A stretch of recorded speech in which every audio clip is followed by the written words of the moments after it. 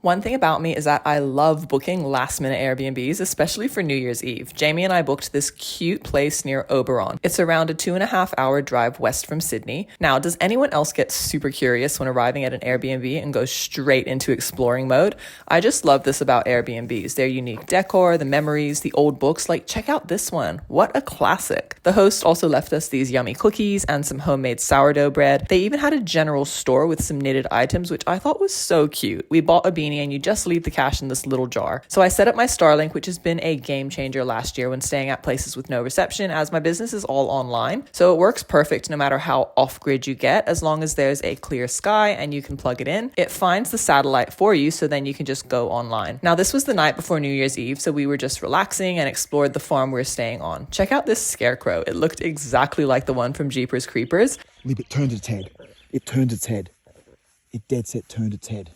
I definitely needed a selfie. There were lots of cute animals, a friendly pup, and a stunning sunset. The next morning, Jamie went out early to do some trout fishing, and I just chilled at the Airbnb and made some breakfast. Something else I like to do at Airbnbs is look through all their cookbooks. Sometimes I find absolute gems, so I take photos of any that I want to buy when I get home. This book was actually in the bookstand by the legend Bill Granger, who sadly recently passed away. He popularized the infamous Ovo toast here in Australia. This was a nice tribute to him. I don't actually have his book, but I'll definitely be purchasing it now. We were going on a hike later that day, so we wanted to eat enough and carb up. It was also a bit rainy today, so we brought our rain jackets. Look at all that fog. So this is the Canangara Walls hike. We were actually going to do the longer plateau walk, but after doing the lookout walk, we realized we couldn't see any views. Check this out. It's supposed to be a cliff's edge with stunning views. I still think it's absolutely stunning in its own way, but we decided to head for the waterfall, which is a bit of a descent. It's such a beautiful waterfall. I highly recommend it, and we actually wanted to get closer to it and maybe have a little bit of a swim, but because it's so slippery, you have to use your hands and feet and go across like this. Jamie went first to show me how it's done, and then I went across. I was basically using all upper body muscles to do this. Lucky I lift weights.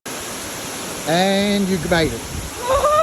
But just check this out. So worth it. So beautiful. Everything was getting wet. Lucky Jamie's bag is waterproof, and I actually had a rain jacket for my backpack. Jamie decided to do some fishing, as he takes his fishing rod with him everywhere. And I decided, what better day than New Year's Eve to go for a swim in the waterfall. It was so refreshing. A bit cold, but it doesn't get much better than this. Again, I definitely recommend this hike and this whole area. It's stunning. We were so hungry after the hike, so we grabbed a quick pepperoni pizza, which totally hit the spot. We also got a few drinks and groceries and headed back to our Airbnb for New Year's Eve. So the plan was to cook French onion soup for our last meal of 2023. I had written out the recipe I saw on the Chef Show by Chef Roy Choi as best as I could, and it turned out perfect. If anyone wants this recipe, let me know in the comments, as I can do another post with it. I brought along these mini Creuset cocottes to use for my soup because just look how cute. And of course, you need 3 different cheeses to top it, and back into the oven it goes. We also cooked steak on the side to have with it, which was the perfect match. These jalapeno margaritas were my New Year's drink of choice. A bit pricey, but so delicious. We finished off the soup by torching it to get that crispy brown layer at the top. It was absolutely delicious. Jamie was looking cute wearing the beanie that we bought from their little general store. After dinner, we watched a couple movies, and then we put the fireworks on TV to bring in the new year. Happy New Year!